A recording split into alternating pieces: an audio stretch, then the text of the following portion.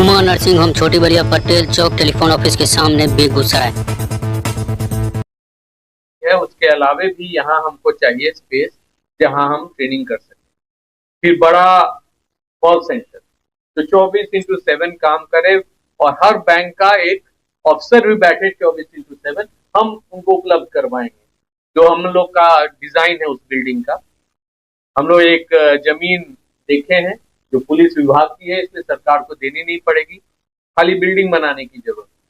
वहाँ कंप्लेनेंट्स को बैठने की जगह, call centre, IG cyber, DIG cyber और 3 एसपी साइबर। साइबर क्राइम के लिए अलग, एक साइबर सिक्योरिटी के लिए। साइबर सिक्योरिटी क्योंकि अब मैलवेयर, रैंसमवेयर की भी अटैक्स होनी है। हमारा जो कॉल सेंटर्स खुलना है उसको लेके, और फिर अब क्या बोलते हैं इसको, क्लाउड में जानी काफी information, data bank खुलनी।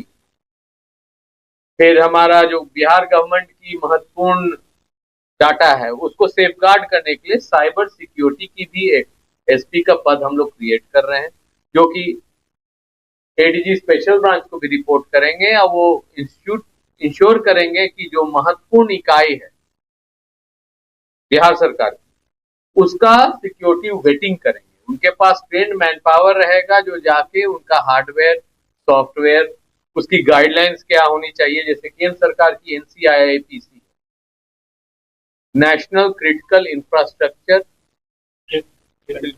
Information infrastructure protection authority है। वो आईटी एक्ट 70 के तहत बना है।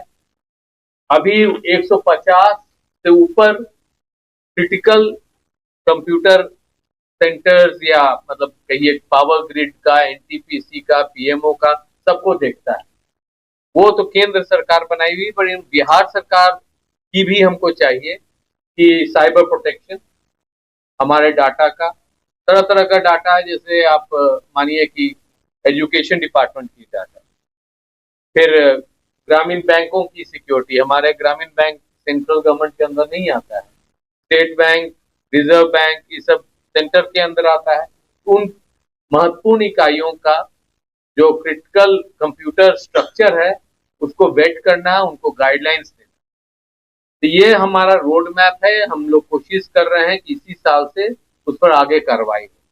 जहाँ की भवन बनाने की है हम लोग ने सेलेक्ट किया है, क्योंकि कभी कभी जमीन में बहुत दिक्कत होती है। तो जो विधानसभा, बिहार विधानसभा की प्रवेश द्वार है उसके बगल में सचिवालय थाना के बगल में एक भूखंड है, वर्तमान में स्पेशल ब्रांच की उसमें कोर्ट चलती है। उस कोर्ट को ट्रांसफर करके वहीं एक बहुमंजिल इमारत का हम लोग कोशिश करेंगे, शीघ्र बिहार सरकार को प्रस्ताव जाएगी कि उसकी निर्माण हो।